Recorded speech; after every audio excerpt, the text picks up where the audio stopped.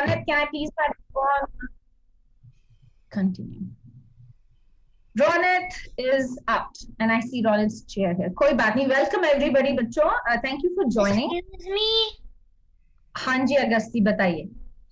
On my screen it just came up this meeting is being recorded by continuing. That's right. That will Click continue. got it. Click continue. Click got it. Click got They it. continue, beta. Continue or got Leave it. meeting and continue. No, Continue, just yes. click continue, please. Thank you. Okay. So, Vernie, Anshu, please keep the camera on. Sia, please keep the camera on. Okay, let's just start off.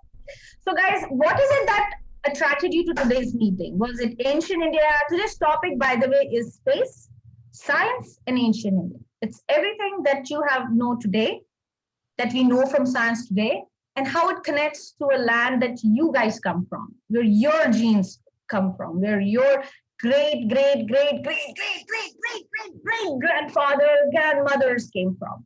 So some part of from a land that you guys originated from. So what aspect of it that what brought you guys here in today? I want to hear from unmute everybody. I'll tell you guys when to mute. Anybody has any thoughts over it? What made you guys over? Besides mama, papa said, okay, now you have to sit and listen. No comments? Sia? I got in the meeting and I agreed to come because I got attracted to ancient India. I like learning about ancient India. It's really interesting to know all about the history, and I also like space. So space and ancient India. Okay. Okay. Anybody else have any other comments? हाँ अगस्ती बेटा बताइए. I think space is pretty interesting. Space is pretty interesting. So today we are going to learn about where the current concepts probably originated from, how it's connected to the ancient India, and all of that. Okay. And I hope you have a space book. You have a space book too. Well, we will see. We will go as we talk about it. Pavani, hi. Can you open your camera, please, beta? I'm going to start sharing my presentation with you guys. Give me a second, okay?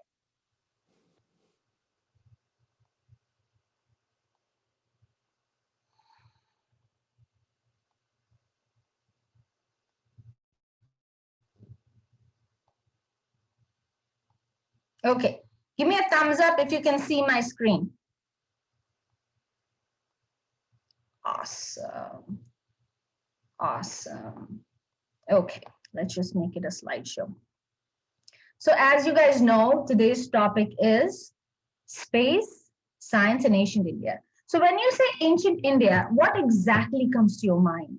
What comes to your mind? Is it people, nomadic people with rocks and bows and arrows, or is it something what comes to your mind when you hear ancient India? Unmute yourself. I want to talk to you guys. Unmute yourself. Please unmute yourself. It's going to be a discussion session. Agasti, bolo beta.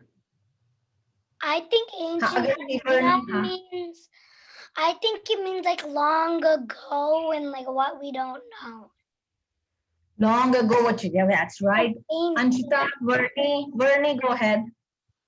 I think it's like when the world first started and like all the gods had made the world, and it was like there's like 4 different sections, and we're in the last section right now of Earth, and then that was like the first section when all the Saptarishis were here, and like the gods would still visit Earth and things like that. Okay. Yes, Anshu. Ansh. Is it Anush? Sorry, it's Anush, correct? It's Anush, yeah. Anush, so whenever ancient India comes up, I think of basically everything's in harmony, because right now everything's like very different. Like things are very, very different in the world. So like in the old days, things are simpler. And also that it's like in a bunch of things, like a bunch of movies and stuff about ancient India, they said that gods actually visit Earth, so that's another thing that comes to my mind. Okay, so it's mythology that comes to mind. Yes, I see Sia, Ronit. Yes, Ronit. I think it's like the past, like heritage of India, like before we came. Okay. Yeah, you all are actually correct, Bachon. So, Sia, I don't see your camera, Raja. I saw your hand, but I didn't see your camera. Okay, let me give you a brief idea of what ancient. So, yes, you all are right. Ancient means something that's not in current time, it's from old time. But this time I want you to take you back to a chronological order. You guys have bits and pieces probably heard it. Somebody somebody must have heard it as Ramayana, Mahabharata, somebody must have heard it as some ancient Harappa, Mohenjo-daro or Indus Valley civilization, right? All of this they say was past what happened. So I'm going to talk about the times and of ancient India, which actually how ancient our civilization is, how ancient your genes are. What I mean is how long ago you guys have the genes have been coming. So if you look at this time chart, let me just highlight this time chart real quick. Oh, sorry. If you look at the time chart here, look at the time chart here. It talks about. Can you see my cursor? Okay, you see the time chart here, we are somewhere around here. This is it's an approximate timeline. So it's not hard mode, it's an approximate timeline. I don't have any claims on it. There's a very well-known researcher named Neelkant Oak, who I learned from. So this is from his research. So today we are approximately somewhere here. And we all talk about Mahabharata era, which was around 5561 BC. Ramayana era, Agassi, this is the thing what you watch with your mama. That's around 12,209 BC. And these are the records, not theoretical records, bacho. These are carbon dated archaeological records that have been found existing when they have dug into it. This is the ancient time that I'm talking about. And even before Ramayana, there are some archaeological findings which date back to 20,000 BCE, like way before that session happened, right? And all of this is, how do we know? How did we start digging? I mean, if human beings are just living somewhere, right? You don't just start digging the earth, right? There has to be some thought process, some idea kahin se aaya hoga ki, oh my God, what does this book say? Or where is this idea coming from? Why should we start digging somewhere? So there is a section in our historic document, a text rather, it's called Rig Veda. It has 10 chapters.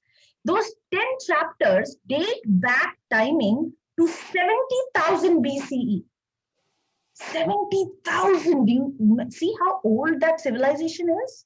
See how old the civilization is where you all come from? And the chart up here that I show is of ancient India between... Havvisha? I think Rainy has a question. She has hand up for a while. Oh, sorry. Yes, I'm glad you mentioned because I'm not able to see all the... It's Rainy, bolo beta. I just wanted to say, you know how you were saying about like that we have actual proof that like some things that most of the things happened? Surveys, yes. Like, so I got to meet an astronaut a couple years ago, and he got to take a lot of pictures of things, and they orbited around the Earth. And in the story of Ramayana, it said that Ramji made a bridge of rocks or arrows, and every story it's different. But you can see that from space. Yes, and then there's a bunch of other structures. But then in other religions, they have different stories, but there's no proof for that. For Ram Setu, there is a proof, Raja. No, like in other religions. Oh, I don't know much about that. I went to a Catholic school for a while, and they had a bunch of stories, but they never had any proof that happened. Well, I can't comment on other this thing, but I can definitely say that Ramayana, if you carbon date things, as per this researcher, it happened during this chronological time that I show you guys here. Very good comment though, Varni, appreciate it. So this time, this era that I'm talking to you about this Rig Veda section that you see number 1, number 2, those are 10 aspects of Rig Veda, which is shown over here. That timeline is called Vedic time or Puranic time, right? And this Vedic Puranic timeline, if you just go by what it's mentioned, it was followed by Upanishad, something called book, I shouldn't say book, but there were written documents called Brahmanas, Smritis, Puranas, you get it? So these are claimed as old as the Vedas are, but this timeline is basically what I wanted to give you some idea of how old your genes, how old your civilization is from where you come from. And all of this actually started, didn't even get there was not written. All this timeline of the text that I'm talking about, Rig Veda, Samahita, these things used to be passed verbally and orally. Okay. So any questions on this slide? No? Then I'll move forward. Okay. Now, while we are discussing of this Vedic time, has anybody heard about Frederick Max Miller? No? Nobody? Oh, Bernie. Oh, yeah. Who is Frederick Max Miller? You can't be reading it from my slides. You got to tell me who's Frederick Max Miller. I think he was just like really interested in India and India's history, and then like discovered a lot of things. He didn't. Well, you're right. He was extremely interested in India. He actually was hired by during British Raj in India. He was hired by British monarchy to go to India as a missionary and spread Christianity. So initially, when he started digging into it, meeting people, his thought process was, how do I assimilate Christianity into this life without creating too much friction? So for that, he realized that every household in that initial British Raj system had this concept of Vedanta, had this concept of everlasting Vedic system, so to speak, per him. So what he did was, he was a German-born philanthropist who lived in Britain most of the time, as I said. And he started reading about Veda, specifically Rig Veda, the one that I showed you, Rig Veda. He wanted to master it, like totally mastered it. So what he did was, he took Shankaracharya. You guys know Shankaracharya? People know Shankaracharya? Sure, Agassi, you don't know Shankaracharya? Shankaracharya was a very, very, very highly scholared saint, a monk in India. We even had a huge Shankaracharya temple in India. I mean, in Kashmir itself. So what Shankaracharya did, he had done a collection and simplified Rig Veda and put it in a Sanskrit text. What did this Mr. Muller do? He learned Sanskrit.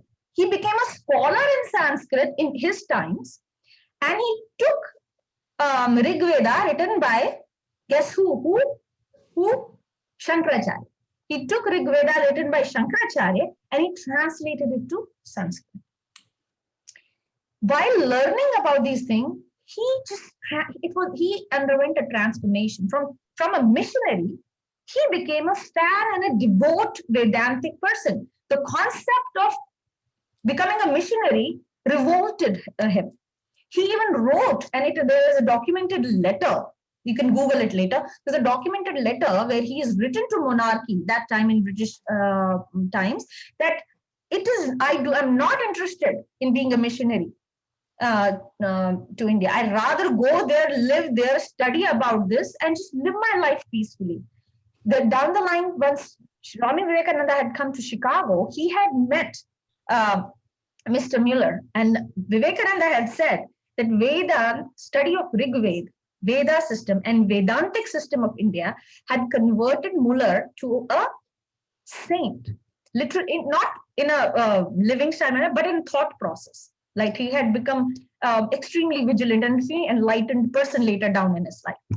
So this Mr. Muller, what he had done, he was so influenced by India and this Vedantic system that he was very concerned that how does he bring it back, because the India he was seeing had kind of sort of lost that part of its Vedic culture, had lost a little bit of the flow.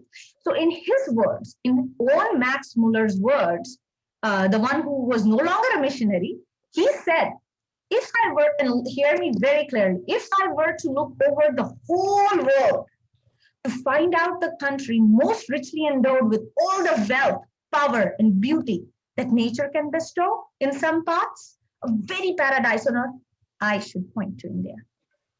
If I were to ask under what sky the human mind has most full developed some of its choicest gifts, has most deeply pondered on greatest problems of life, and has found solutions to some of them, which well deserved attention, even of those who have studied Plato and Kant, I should point to India. And if I were to ask myself from where, what literature we here in Europe, we who have been nurtured almost exclusively on the thoughts of Greeks and Romans, may draw corrective, which is one of the, this is again a little complicated, so I'll rush through it.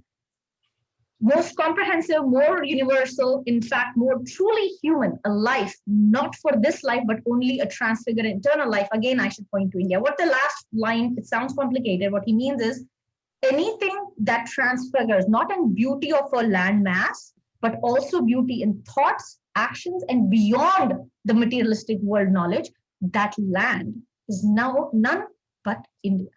That's where you guys come from. That's where we all come from. Always hold that pride in you. Did you guys understand what he said? Or was it too complicated? You guys agree with what he said? It was okay, Anush? So basically, I mean, what he said was a bit complicated, but I agree with him. You agree with him? Because basically what he's saying is after reading the Vedantic history, after reading what these Vedas say, nobody can come to a conclusion blindly. In fact, you also should never come to conclusion blindly. Don't accept things because I am saying it. Find out for yourself, because when you find out, you know more than somebody who's teaching you. I want you guys to keep this in mind. As you're growing up, learn about it and find out for yourself. When you find out for yourself, you'll know much more than what I can tell you in this session or what Max Miller can say in his sayings. Correct? Haan, Varni beta bolo. So my mom has always been really interested in India and like the ancient India stuff and things which happened like a really long time ago.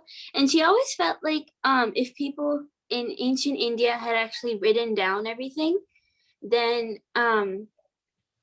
it wouldn't have been so easy to lie about things. Like there's a lot of things which started in India, but other countries say, no, we invented this, we did that, even though it was actually India, because India never wrote anything down.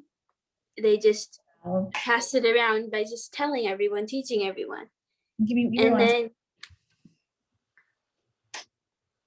Sorry, I had something happened to the light here. Okay, so no, you're kind of sort of right. There's some aspect of it during time we were not writing it, but there were times it did get written. It did get assimilated. We lost a lot due to invasion from other communities and countries. But if you look at the picture I showed you of Vedic India, that time that's Afghan area, and that's a part of the land which is part of Vedic civilization, if you see. So India that we know today is not how it was before. You know, the entire land mass was a bhukhand, and I'll show you how it looked. Okay, let me show you how it looked. Okay, before we go forward, I want to ask you. I have like one question, and I want to see who all can answer this. So what are Vedas anyway? So there are four options. A, the most ancient Sanskrit text ever. 2, among the oldest existing text in any Indo-European language. 3, a vast collection of Sanskrit poetry describing a lot about universe, we live around, and how to live and find purpose in life, or all of them above. Which one do you think it is? Hey. Huh? I think it's all of them. Hey. You're on mute. Who said all of them? Me. All of them.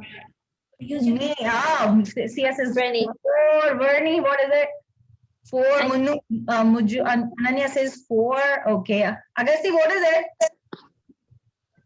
Pavani, Krish, what is it? 4. 4. Okay. Hey. Rutuzi, All of them. it's 4. Ajay, okay. You are actually right. Pavani, A is also correct, B is also correct, C is also correct, and D is the final. It is all of it. Vedas are the most ancient text. and they are the most ancient Indian texts. They're in fact the oldest existing text in any Indo-European language. Do you know what Indian European languages are? These are Spanish, English, Hindustani. Hindustani involves Hindi and Urdu both. Portuguese, Bengali, Punjabi, Russian, German, Perni, German is older than that. French, Italian, Persian, and over 400 more languages. See how old this is, right? So it's really ancient, isn't it? So, and if you notice in my first section, I'm calling it text. I'm not calling it books. Why do you think I'm not calling it books? And it's not right to call it books, by the way. And we simply can't call Vedas as book. Any idea why? Ha, Varni, batao. Because it's not books. Books is like, it would be a story, kind of. These are Rig Veda, Yajurveda, Samveda. They're all stories, beta. They're all poems and stories. But I feel like, Anush, bataiye, why are they called text and not stories? Because books are just here to like, some books are for pastime and some are actually for knowledge, but the Vedas have way more knowledge than any book has, or even all the books combined. So that's why if you call it a book, it's like, it doesn't, text and book are two different things. And if it's a text, well, it has its own term. It's more important.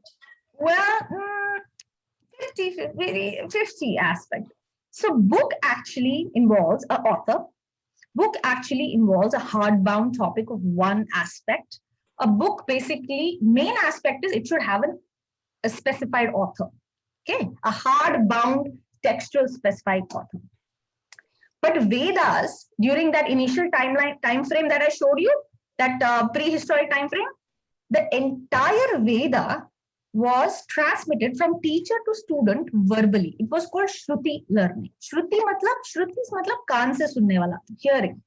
So you know what that means? That means entire Veda had to be memorized, not just by the teacher, 100%, even student had to be 100%. That's how it was transmitted in those ages time. Verbally, all memorization.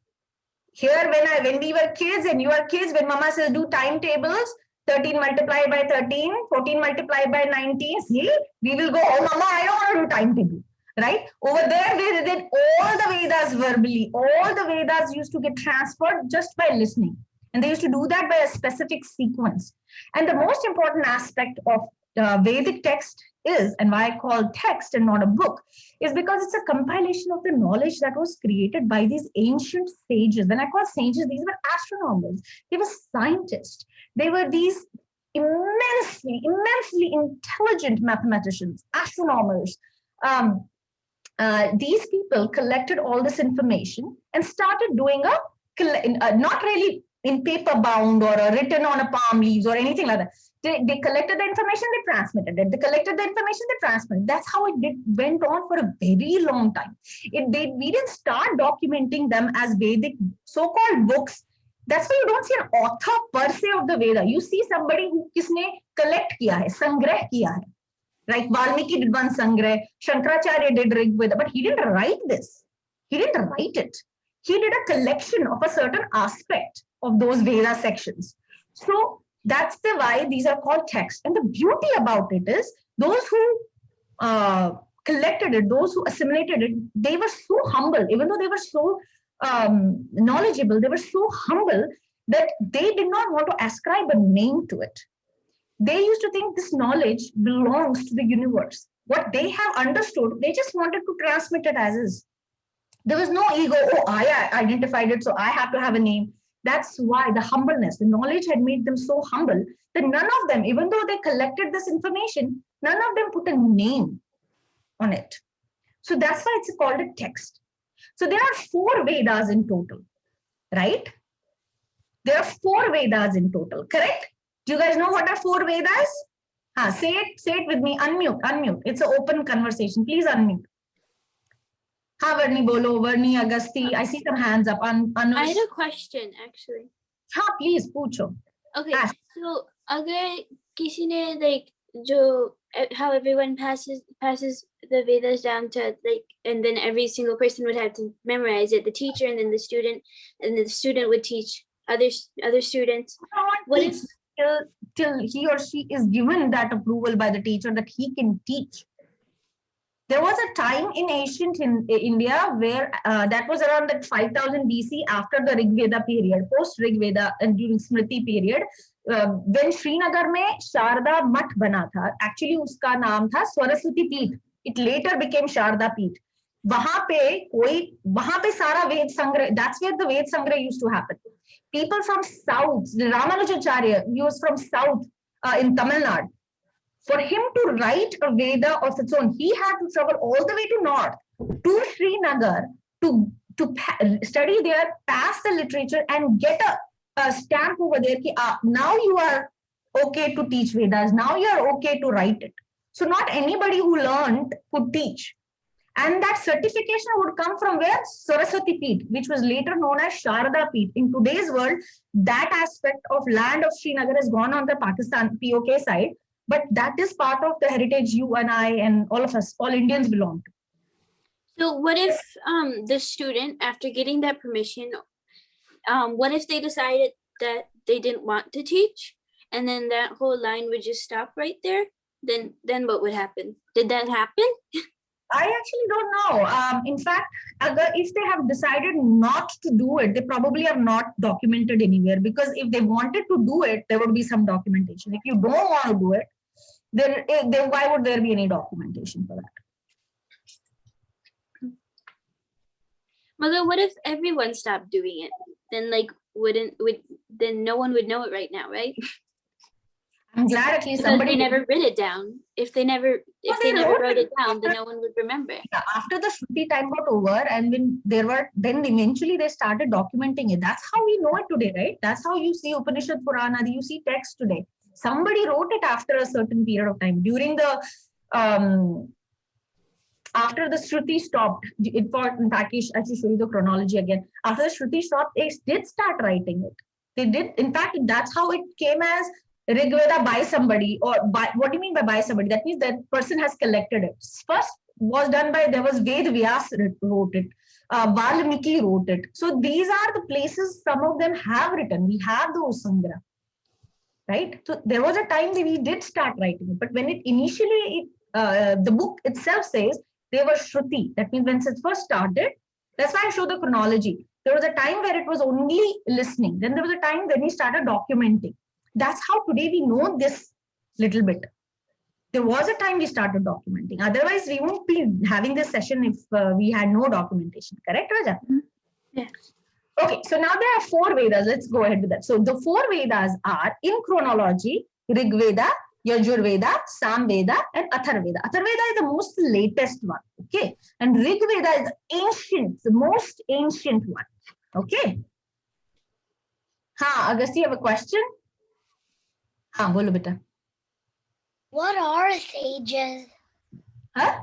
What are sages? Sages like Rishi Muni beta. I'm calling them sages, but they were scientists of that time. They're the people who would research.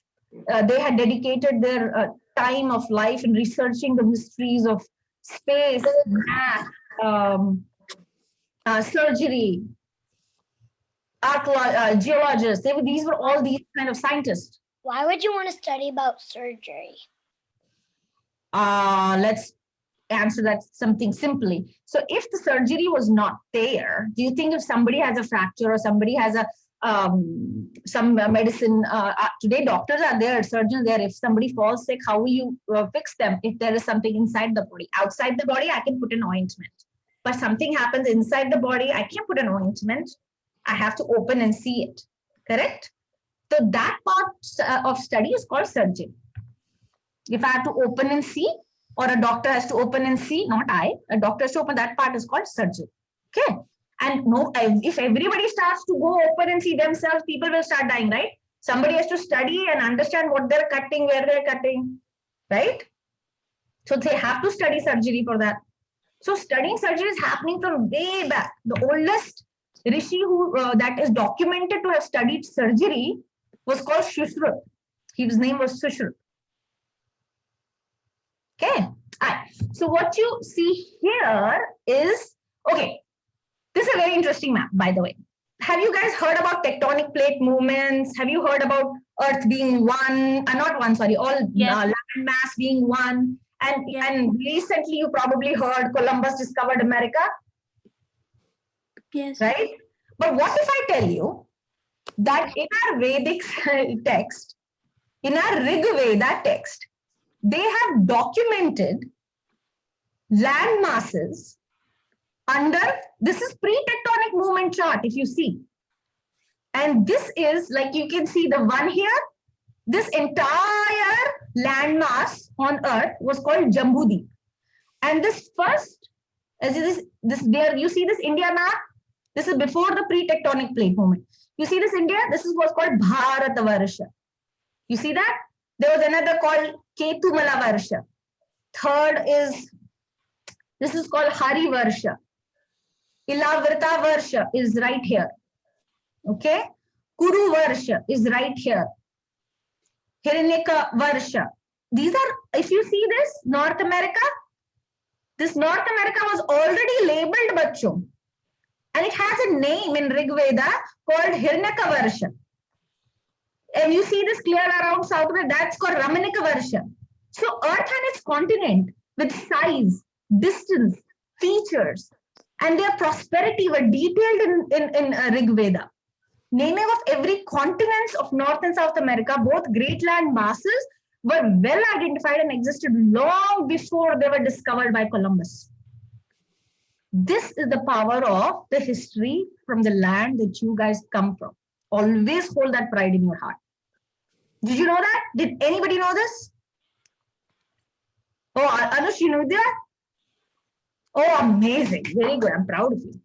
So this is, I put this here just to, so this, sometimes when you see when you grow up or whenever you get a chance to see this or whenever you get you will see the word Jambu Deepe. Bharatavarshe Jambu Deepe.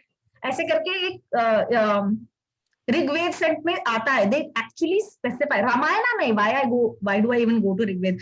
Ramayana itself, Valmiki Ramayana itself describes the location and the pathway of Ram's route, describing exact location. Why does he say Jambu Deepe Bharatvarshe? Because he wanted to describe भैया इस land पे यहाँ के देश की story है वो. समझे? Give me a thumbs up. You following? Give me a thumbs up if you're following. Awesome. Pavni, you following, beta? Pavni, your screen is frozen. I don't know if you're following or not. See, are you following? Okay, awesome. Okay. Now that I've given you a brief idea about our ancient place, let me talk to you a little bit about what happened during these ancient thingy, right? So, as you know, it was space science and Vedic India. So, several modern ideas. Obviously, this is related to your kind of sort of, not really exactly related, but kind of gives you an idea. Several modern ideas, which is geography, geology, medical sciences, including surgery. As I said, there was a saint named Sushruta who did that. And physical and chemical sciences, math, oh my God, Pythagoras theorem, I don't know how many of you have done that. Economic development, psychology, spiritual, space, they can all be traced down to Vedas. Not, there are different aspects of Vedas. Those are separate chapters, separate aspects. So some of the earliest form of astronomy can be dated to period of Indus Valley civilization. So when they had archaeologized the Indus Valley civilization, they found certain coins, certain aspects in which there were diagrammatic representation, which have a description matching what's given in our Vedic books. So they could correlate. Okay, so Indus Valley civilization knew about it. Okay, Rutvi, I see your hand raised. Where's Rutvi? Who is that man right there in that picture? Oh, Raja, that man is a rishi. He's a representation of a muni. Now, did I go back there and see how he looked? I don't know. And by the way, they were not only male munis, they were female rishis also. They were called sadhvis. Some of the famous ancient India rishi women names were Gargi. She was a very intelligent rishi Sri. So this guy here is a representation of what we think they looked like. Okay, Rutvi? If you don't like him, we can shave off his beard. Should we? Okay, next presentation we'll do that. Okay. So this guy is just a representation right now of what all that ancient India comprised of. Okay. Now, the space that we know, bacho. Okay. The space that we just say, oh, we know 9 planets. Now, Pluto is part of our planetary system. Now it's not a planet. You know how Neil deGrasse, how do you pronounce his name? Do you guys know the astronomer Neil deGrasse Tyson? Neil D. Tyson? You familiar with him? No? Nobody? He's the guy who demoted Pluto from being a planet. You know? Anybody knows it? I know this. So that guy, you know what they do? What these people do? They demoted Pluto, they promoted Pluto, they one time Pluto is a planet, next time Pluto is not a planet. So just like how you see these people work as a researcher to identify space technology, in past, our ancient sages did the same. And their work is referred in the book called Vedanga Jyotsha. Vedanga Jyotsha. Wait, what is one more? Hold on. But somebody sent me a chat. I'm not, does this have to do with me? Nothing it has to do with you, Raja. So anybody has a message, no, just say it, because chat I might not be able to look here directly because I'm focusing on your faces and making sure you are understanding. Okay. Yeah, unmute yourselves, kiddos. Unmute yourselves because... unmute. Please unmute and talk. It's a discussion session. Okay. So what was I saying? Some of the earliest forms of astronomy can be dated back to Indus Valley civilization. Now, what is anybody familiar with Indus Valley civilization? Nahi. Okay, मैं बताती हूँ. Indus Valley civilization is near West India mark. ठीक है? वहाँ पे they did an archaeological survey. When they did an archaeological survey, underneath came an entire city. And since it was near a river, that time near Satluj is called Indus Valley. It got a name called Indus Valley civilization. Okay. So, but that's also part of an ancient India. So when you look back in those ancient times, there's a text called Vedanga Jyotsha, which includes information about sun, moon, the constellations, or the constellations are nakshatra, the eclipses, the moon, solar eclipses. There's something called Atharva Samahita in Atharva Ved. There's something called Atharva Samahita that elaborates how moon, you know how moon doesn't get a light of its own and it shines only because the sun reflects it reflects sun's light, right? Yeah. Now today we say scientists discovered it, but this is actually written in these predated texts. We already knew this information. How do we know we knew it? Because those books actually have written those Sanskrit verses which describes like Divi Soma Adhishruti. This means moon depends upon the rays of the sun or the sunlight. There was another line in Atharva Veda. I'm just taking as an example. Sun has held Earth and other planets. What it has talking about is sun has held Earth and other planets. What does it mean? Sun has its gravitational force, which is holding all the planets. Isn't that true? Isn't that what we learn in our solar system? Yeah. So what we are learning now, calling it modern technology, those concepts kind of sort of existed. I'm not saying modern technology didn't do anything. That's not the point here. But what I'm saying is these aspects existed in the world that our ancient India comes from. Okay. Ha, Varni beta, bolo. I was going to say, is Atharva Veda the one where Vedic maths came out of? Atharva Veda is one of the most recent written Veda. Vedic math has its root in astronomy and astrology. I will get to that. It is part of various aspects. But yes, in Atharva Veda, because it's the latest, that's the one where we have it documented. Okay, doesn't mean we have numbers and number figures mentioned in Rig Veda.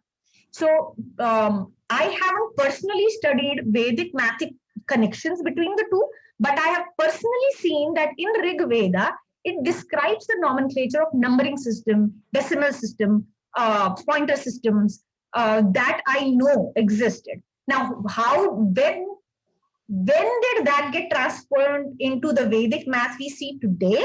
That has to be investigated. Maybe Varni, you should do that and maybe make a session like that with you next time. I just know that it was written by like a certain person, Sri Bharati Krishna Tetaji. That's all I know. That is one aspect who might have taken that information and converted it. I don't know. But I do know that these concepts do come. And I will talk about it, about the math and stuff. He basically read the whole Veda and then took out all the math stuff out of it and wrote it in another book. And then some other person saw a bunch of mistakes in it. So then you had to write it all over again. Ho sakta hai, possible. Thanks for sharing that. Ananya, you have a question? Wasn't the Indus Valley civilization in Pakistan? Keep in mind that Indus Valley, yes, it's a border of India, Pakistan, right there near the Rajasthan, Gujarat border, which raises up. Yes, that's correct. In present day world, yes. But you have to understand in the Vedic civilization, when the rivers had a different routes, that was a different way. The colonization was different. India didn't exist as INDIA. It was Bharatavarsha, right? Pakistan didn't exist. Pakistan ko to bane abhi kuch time hua hai when we got an independence in 47, right? So yes, but you're right about the location. You're absolutely right. Agasti beta bolo. I can't hear you. You have to unmute yourself. Also, you can learn the moon with the sun, the light reflecting off the moon. Do you know where was it mentioned? So I've seen this video because my teacher had shown me this video. So all you need is a ball of white and something to hold it up and a flashlight as the sun. That's true. Or you could just use a mirror, a flashlight, and a ball. That's true. You would reflect the flashlight on the mirror and reflect onto the ball to make the half of the moon dark. That's right. That's right. Then, did you know and with the ball, with the thing to hold it on, you would use a flashlight, and the person who would be holding the white ball would be just spinning around, and the person with the flashlight would just stay there. So the flashlight and the person would be circling around into the phases of the moon. That's correct. Absolutely correct. So let's talk a little bit more about what else India has. There's a guy named Aryabhatta. Are you guys familiar with the name Aryabhatta? Yeah. Give me a thumbs up. Who knows? Oh, Varni knows. Very good. Sia, where's your camera? Anush, where's your camera? I can't see you guys. No switching off the camera, bachcho. Okay. Varni, who was Aryabhatta, beta? Can you repeat that, please? Who was Aryabhatta? He was like, he was an astronomer, and he did a lot of things in the solar system, and he made a certain type of model at one point, and he was a scientist. Basically. He was an astronomer, he was a physicist, and he was a mathematician. All three in one. Extremely intelligent. He had a school of his own. Aryabhatta, and there was another, I'm forgetting the name. They were running parallel during those times. But let me talk about first, and we talk about him down the line. Right now, I'm going blank on him. But Aryabhatta was the first major mathematician, astronomer, and early physicist from the classical age of Indian mathematics and astronomy. Now, what did Aryabhatta really do to be so famous? You know, his work includes Aryabhatya and Arya Siddhanta. What are these works? They actually talk about astronomy, and they call about how Earth rotates, Earth movement, how it rotates on its axis. Aryabhatta said that ages back, right? It talks about how Earth rotates about its axis. He did a calculation based on that and identified based on, he used tool. There was something called Gomandala. It's actually a triangle base. It's called Gomandala, I think it's called. It's like a triangle base on a round pedestal, so which measures a shadow. And if you look at those tools don't look archaic, but gave him a precise calculation, not just on Earth's rotation, It taught him how the eclipses are functioning. So for example, Aryabhatta correctly insisted that Earth rotates about its axis daily, and that the apparent movement of stars is relative motion caused by rotation of Earth. Basically, that time used to be like people used to think, oh, the sky is moving. When you're sitting on Earth and looking up and you see things moving, you are thinking the sky is moving. In those times, it was not clear enough to the masses, even though it might be written somewhere, but to the masses, it was not clear enough that it's not the sky moving, it's the Earth that you're sitting on that's moving. So Aryabhatta during those times came up with a calculation and identified that it's actually the rotation of Earth, just like how Agastya did that rotation, right? You did the rotation of Earth that makes look as if the sky is moving. He also created a solar system model in which he identified Earth, Sun, Moon, and identified how eclipses are formed. During those days, eclipses sometimes were very feared of. They were thought of as, oh, this is something bad is happening. You know, whenever fear comes, that means lack of understanding, lack of knowledge. So the only way to get rid of fear is to face the fear. And how do you face the fear? Get knowledge, right? So that's what Aryabhatta did. He came as an enlightenment during those times. And he created this particular model in which he made people, the masses, understand that eclipses are nothing to be feared of. Rahu Ketu concept is nothing to be feared of, because that's what was happening during those times. People used to think, oh, this is Rahu, oh, this is Ketu that's doing it. But that was not the case. The case was it was simple solar eclipse, or it was simple lunar eclipse. The concept first was introduced to the then masses of India was by Aryabhatta. And he explained how the shadows cast by the falling, the earth movement and the sun movement. He was the first person to do that. Okay. Okay, now next aspect that I want you guys to know is about Acharya Pingla. Who knows about Acharya Pingla? Nobody knows about Acharya Pingla? No. How's the name Pingla? Would anybody like to be called themselves as Pingla? Ananya, would you like if your name was Pingla? No.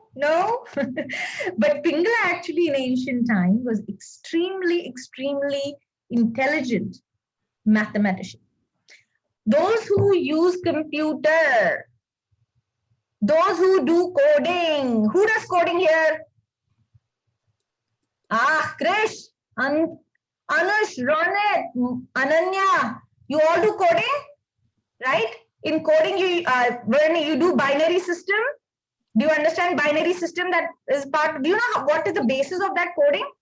Yes. Coding works on a binary system model. 0, 1, 0, 0, 1. That's the Krish knows that, right? Okay. But if you Google today, like just Google randomly, say who came up with the binary system? Who gave the modern world a binary system? It was Gottfried Leibniz in 1689. But what if I told you that Acharya Pingla in ancient India had come up around in second or third century a binary to introduce a binary system. Now he didn't say 0 and 1 at that time, because 0 was introduced by Aryabhatta, by the way. Aryabhatta came up with 0 number, but he used his binary system in a book named Pingala Shastra actually, and I think the spelling over here H is missing. So Pingala mein kya karta tha? What he used to do was he used two numbers. He used to call them Laghu means light, and Guru means heavy. Light means 0, heavy means 1. 0 is smaller than 1, so 0 is light. 1 is heavy, so it is Guru. So in Pingala's numbering system, it was Laghu and Guru, which is 0 and 1. That's what Pingala, Rishi Pingala or Acharya Pingala actually is known as. Was he introduced a binary system in 2nd or 3rd century and gave a concept of binary system that time. He even used that system to describe various permutation and combination within during those times to come up. He's a mathematician too, by the way. So, and by the way, just an FYI, sign plus and minus was also given by Acharya Bhaskacharya. Now, this Bhaskacharya was a contemporary or a competitor to Aryabhatta during those times. So, these two acharyas were leading in the same time. So, there was a huge competition who would do the best model that time. That is the time where even Pythagoras theorem came up. There were many other concepts that were done during that time. I thought I'll fall short of time, so I didn't include all those details, but I just want you guys to know that. So now I'll show you an example of how a binary system, today's binary system looks like, which in your computer coding language they use. Today, if they have to write 111, in Pingla sequence, it will be LLL. Oh, sorry, Lagu is L or whatever. So LLG or Lagu and Guru, something like that. Okay, so Guru is 0. Okay, I misunderstood it. So this is actually, this aspect of Pingla binary sequence is called as, it's written down in Chanda Shastra of Pingla's math system. Just FYI. But this is all coming from ancient India. All numbering system coming from ancient India. Any questions up until now? Any of you guys knew about them? Is all this new? Brand new? Unmute yourself, Bacho, unmute yourself. Somebody's talking, I can't. Okay, so let's go forward. Where was that statue in that picture from? Which picture, Bacho?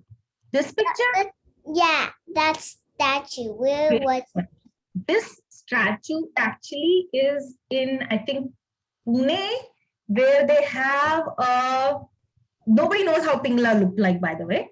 But this statue is of Rishi Pingla in one of the one of the centers of Pingla center. It's actually for numeric centers. I think it's in Pune and one is in Orissa. So this is the statue that is in one of the centers in India. That's where I got that from. He's one of the sadhus or rishis. Okay, next one I'm going to talk about. Okay, electricity. Let's talk about, next thing I want to talk about is electricity, and I'll tell you a story about electricity, how and what happened. But before I start the story, I want you to know that, you know how before, who invented electricity over here in today's world that you guys are familiar with? Who invented electricity? Or who bought light bulbs? You want to Google and tell me? Google and tell me. So we tell Edison got us the light bulb, right? And then many other aspects like that. But what if I tell you, there's a guy named Agastya, a rishi named Agastya. Agastya, see, I told you I'll take your, I'll talk about Rishi Agastya. So the person's name was Rishi Agastya. He wrote a book called Agastya Samhita. Okay. Now, what does this Agastya Samhita have? In that Agastya Samhita, he has written down a combination of certain chemicals in such a manner that you can produce an electricity or you can create a battery. You know what a cell is that you put in your remote or your toys? Do you have toys that run with battery?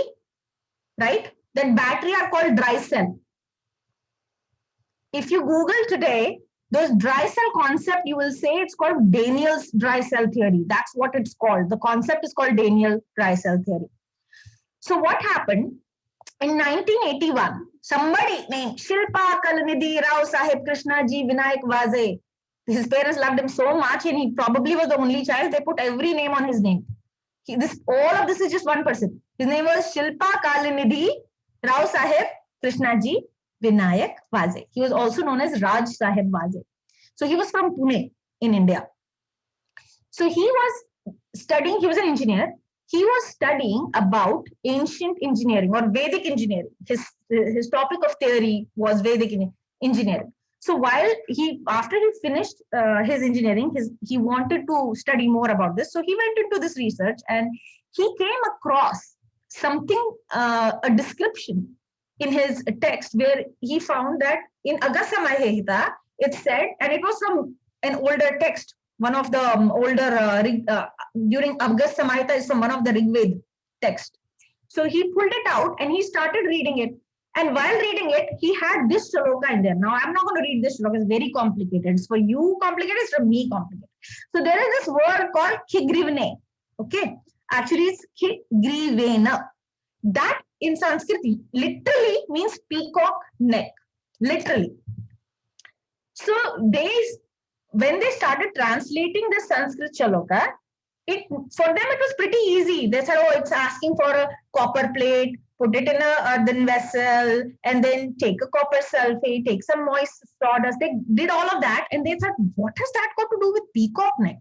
So they went to Raja of Ujjain. That time Raja Rao Sahib Krishnaji was in Ujjain when he was doing this experiment. He, along with his friend called Damodar, went to Ujjain king and said, hey, you have so many peacocks, can you give us a neck of that one of the peacock's neck? The king got very angry. He said, how dare you ask me to kill my pet peacock? And then Nona said, no, sir, I'm sorry. We are just doing an experiment. And this story is a real story. Huh? This is a documented story. I'm not making this up. So Rao Sahib Krishnaji Vaje and Damodar almost lost their head over a peacock neck. And then they finally, but the king said, okay, go back and don't show me your face again.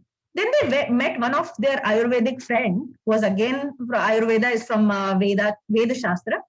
They were discussing and said, Bhaiya, I went to this king and I asked him for this peacock neck because this experiment calls for peacock neck.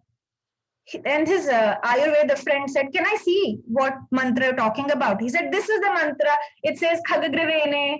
So said, Khagagrivene? And he started laughing.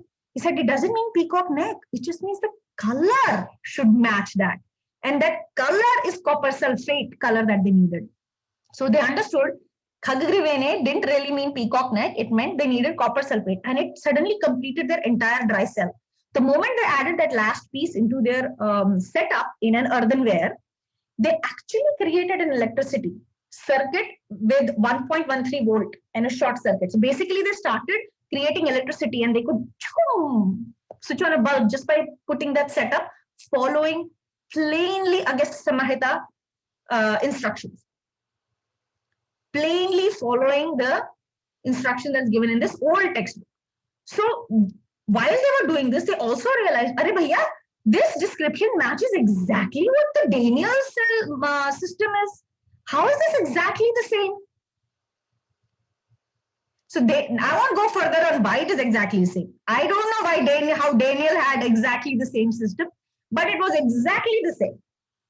So when they did this experiment and found out that it is not just the cell works, there are many other things mentioned in Agastya Samhita. And Agastya is where in Vedic time, he's the same Muni who lived in Srinagar with Kashyap Rishi, way up in north, where you come from.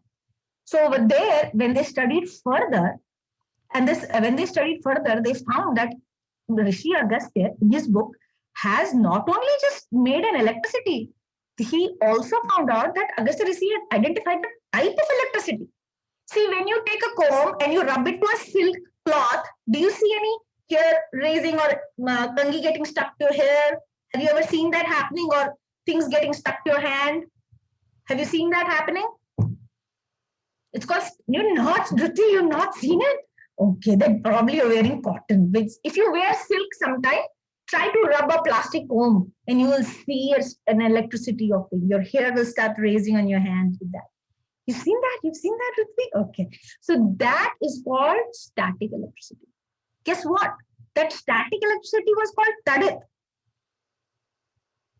It already was found. It already was known in Agastya Samhita.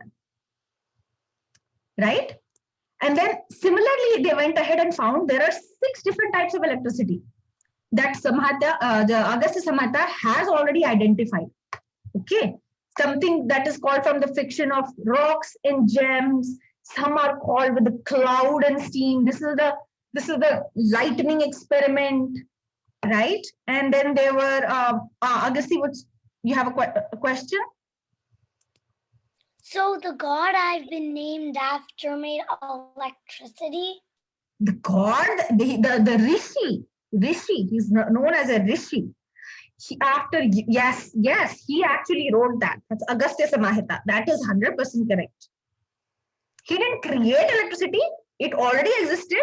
He documented. His research said that you can create electricity in a controlled fashion, in a controlled manner like this. Okay. Anybody has a question on that? Are you all following? Give me a thumbs up if you're following. Isn't a rishi a god?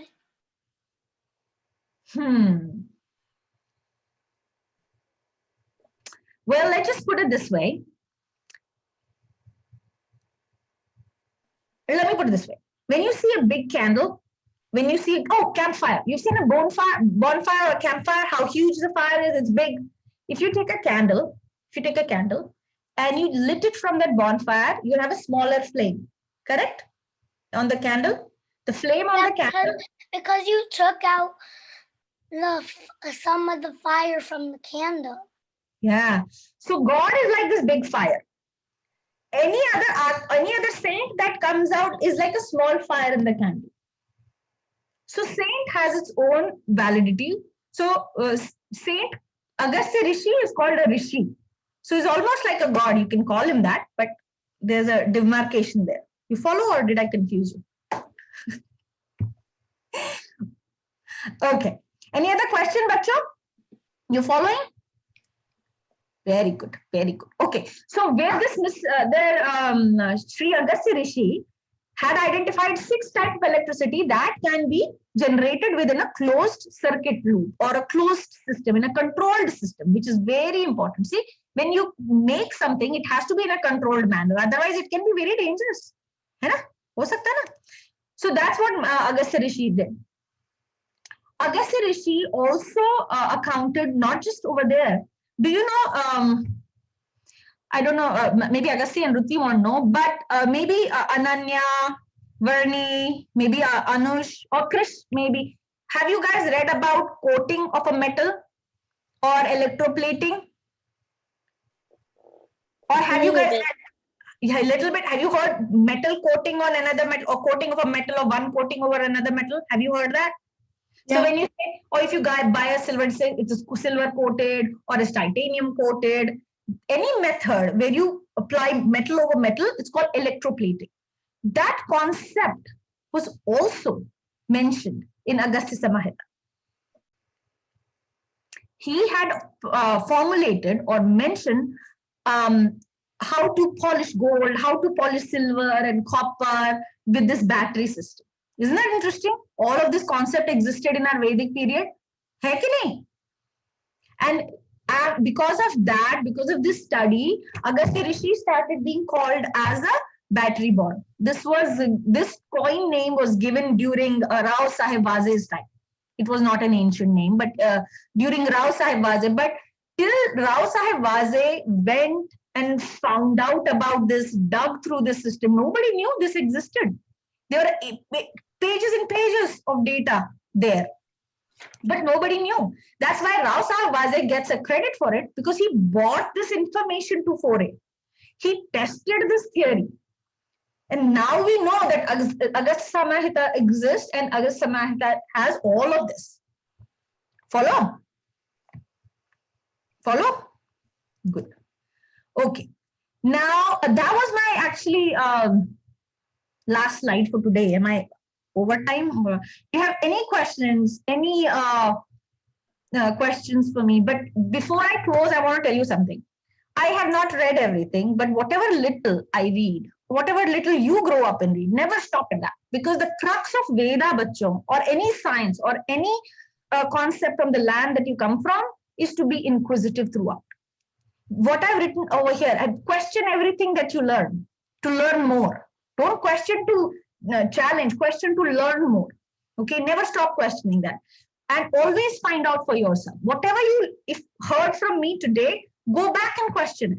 Go and find out more about it. The more you search for yourself, you would know more. You might end up knowing more than whosoever is teaching you. Never stop and keep exploring. Okay? Any questions? Did you guys like it? Did you guys learn something? Unmute yourself, but please unmute yourself. Join class Chivaya Jan. Huh? Oh, thank you. Thank you, Ananya. I'm glad you enjoyed it.